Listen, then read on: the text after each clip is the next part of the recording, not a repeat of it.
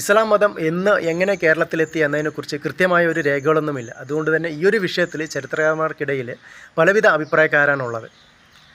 AD 7-ാം നൂറ്റാണ്ടിൻ്റെ തുടക്കത്തിൽ അറേബ്യയിൽ പ്രവാചകനായ മുഹമ്മദ് തൻ്റെ മഹത്തായ സന്ദേശം ജനങ്ങൾക്ക് നൽകിക്കൊണ്ടിരിക്കുന്ന അതേ കാലത്ത് തന്നെ വ്യാപാരികളായ അറബികൾ ആ ഒരു സന്ദേശം കേരളത്തിൽ എത്തിച്ചു എന്നാണ് പ്രശസ്ത പുസ്തകമായ മലബാർ മാനുവലിൽ ലോഗൻ പറയുന്നത്.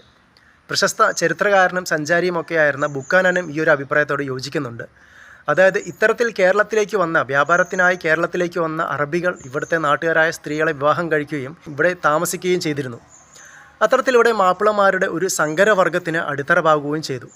ഇവരുടെ അഭിപ്രായങ്ങൾ ശരിയാണെങ്കിൽ മുഹമ്മദ് നബിയുടെ കാലത്ത് തന്നെ, അതായത് ഹിജ്റ വർഷാരംഭത്തിൽ തന്നെ AD 611-നും 634-നും ഇടയിൽ തന്നെ ഇസ്ലാം മതത്തിൻ്റെ സന്ദേശം കേരളത്തിലെത്തി എന്ന് വേണം കരുതാൻ. പ്രശസ്ത ചരിത്രകാരനായ PA സെയ്ദ് മുഹമ്മദും ഈ ഒരു അഭിപ്രായത്തോട് യോജിക്കുന്നുണ്ട്.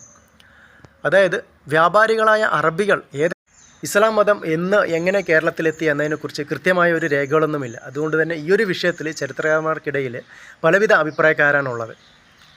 AD 7-ാം നൂറ്റാണ്ടിൻ്റെ തുടക്കത്തിൽ അറേബ്യയിൽ പ്രവാചകനായ മുഹമ്മദ് തൻ്റെ മഹത്തായ സന്ദേശം ജനങ്ങൾക്ക് നൽകിക്കൊണ്ടിരിക്കുന്ന അതേ കാലത്ത് തന്നെ വ്യാപാരികളായ അറബികൾ ആ ഒരു സന്ദേശം കേരളത്തിൽ എത്തിച്ചു എന്നാണ് പ്രശസ്ത പുസ്തകമായ മലബാർ മാനുവലിൽ ലോഗൻ പറയുന്നത്.